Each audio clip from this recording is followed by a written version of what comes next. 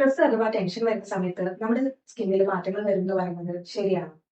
Skin എന്ന് പറയുന്നത് നമ്മുടെ ശരീരത്തിലെ ഏറ്റവും വലിയൊരു ഓർഗനാണ്. അപ്പൊ നമ്മുടെ ശരീരത്തിൽ ഉണ്ടാകുന്ന ഓരോ മാറ്റങ്ങളും നമ്മുടെ സ്കിന്നിൽ നമുക്ക് കാണാനായിട്ട് പറ്റും.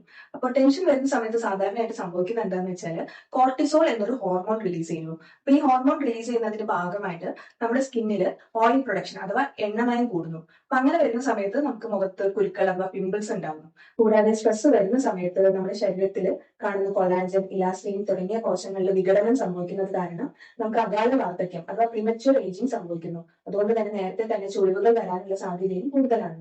സ്ട്രെസ് വരുന്ന സമയത്ത് നമ്മുടെ ശരീരത്തിലെ ഇൻഫ്ലമേഷൻ അഥവാ നീർക്കെട്ട് കൂടുന്നു.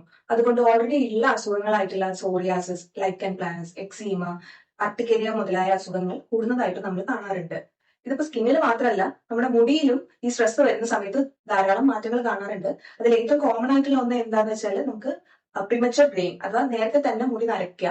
പിന്നെ അത് കൂടാതെ കൂടുതലായിട്ട് മുടി കൊഴിച്ചിൽ ഉണ്ടാവുക. അപ്പൊ ഇത്തരം കാര്യങ്ങളാണ് നമ്മുടെ സ്കിന്നിലും ഹെയറിലും ഏറ്റവും കോമൺ ആയിട്ട് കാണാറുള്ളത്.